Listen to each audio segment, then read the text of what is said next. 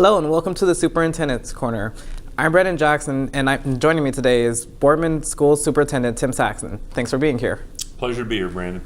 A big donation to the Spartan Stadium project has just been announced, and we watched the check presentation at the boys basketball game last night. Can you tell us a little bit about it? Yes, it's a great Christmas gift, so it's great timing. Bill and Karen Berry have been very gracious to the Boardman family, especially to our stadium project. About a year and a half ago, they approached us and wanted to donate all the funds for building the band shell. And obviously, we've seen that band shell in action now for 2 years, and it's just a phenomenal place for a phenomenal band.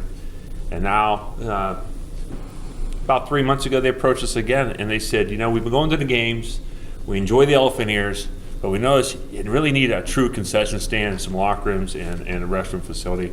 And we know you have a phase 3. We want to make that happen. We want to get it jump started. So they approached us about donating $120,000, which is a great jump start. So that puts their total donations to just under $300,000, which makes them the top donor, whether it's personal, private donations or corporate donations. So we're very grateful to them, and just what a wonderful family, just great people. It's very exciting to get phase 3 started. Absolutely.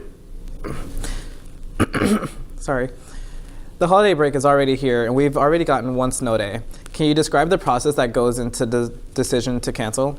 Well, when you become superintendent, they give you this spinner, and it has red and green.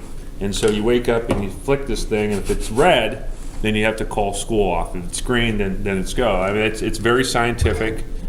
I think some people believe that because they don't understand that there is a process behind it. But I'm a math major, so I like basing decisions on logic and data. And this is probably one of those decisions where data is hard to get. You can look at weather forecasts, but really you have to go out and experience the roads. I can tell you the last decision. I know our new transportation supervisor. She's out there driving on the west side and north side of Boardman. I was driving more on the south side of Boardman, just checking the main roads to see what they're really like. She's in communication with the road department, and we're just checking different sources and looking at the weather to see if it's safe to put buses on the road. That's probably the number one deciding factor. Is it safe for our buses and for kids to be transported to school? If it's not, then it's a no-brainer. Then we're not putting buses on the road. So it's different, because sometimes road crews are out there in the night and they got it cleared. Sometimes it's a surprise storm. Sometimes it comes down at the last moment. We can't control the weather,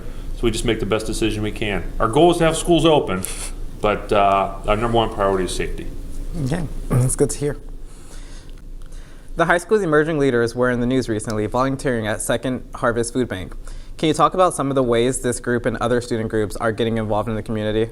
Well, let's talk a little bit about emerging leaders. That club is about 4 years old now. It was a program that was an offshoot of our Yes Fest.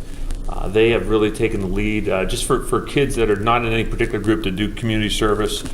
They've done things like you mentioned at the food bank. They do things for the Humane Society. They're everywhere, and that's good, because I think that's so important to teach those kids about service.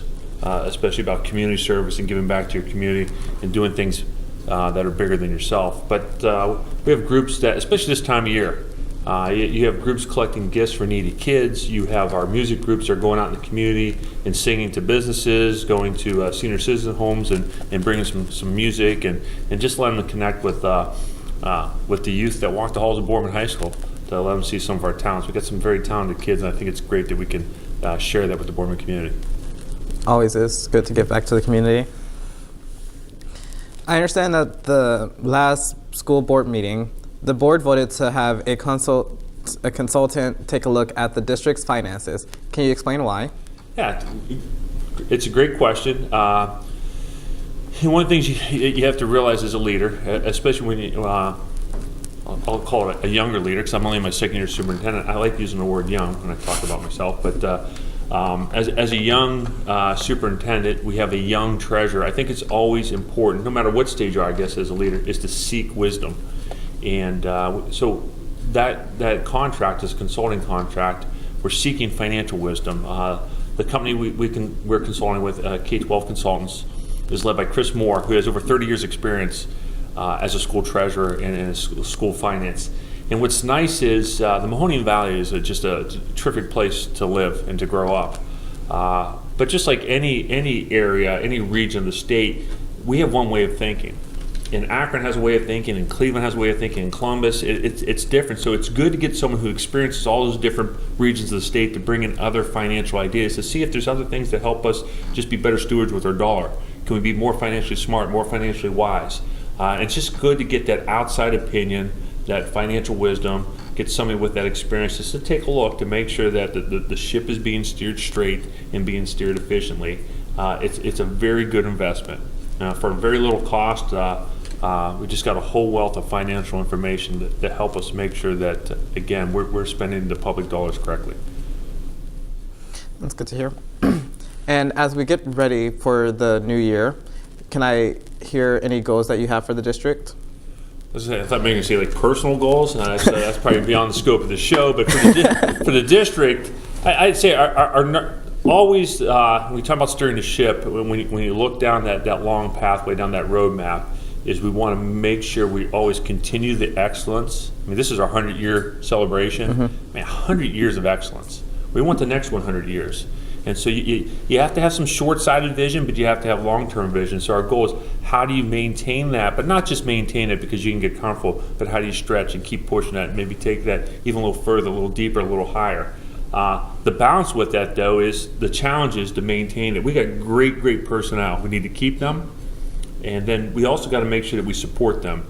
And that's where the financial picture comes in. So it's always a interesting walk, an interesting balance with revenue, state funding, local funding. So we're making sure that we maintain the excellence, but find ways to make sure we can fund that excellence so we can have that for the next 100 years.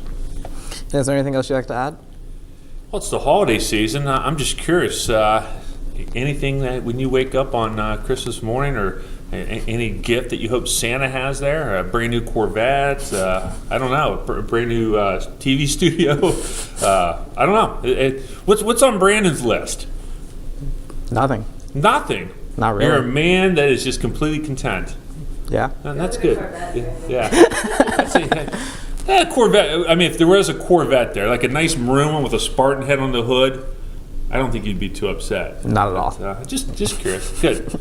I just hope everyone behind the scenes here and people that are listening, hopefully they hear this message before the break that the one thing I notice is there are a lot of people out there just rushing around and they seem pressured and they seem hectic.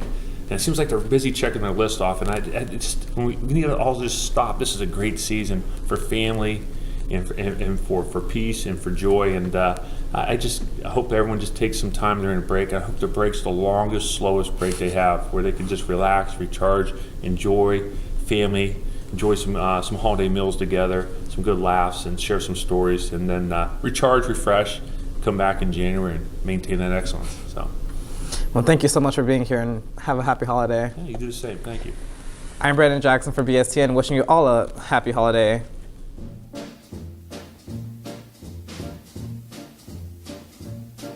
The shark, babe, has such teeth, dear, and it shows